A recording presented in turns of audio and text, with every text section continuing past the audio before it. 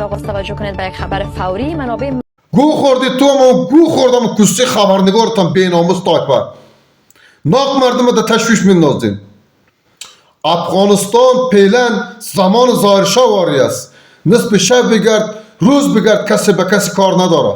زمان جمهوریت دکانهای مردم چرا چپاور میشد، خانه‌های مردم چرا چپاور میشد، مالهای مردم چرا چپاور میشد. امروز همون مالای در میدان بخوابه کسی جرأت کرده نمیتونه مالای تو دست بزنه.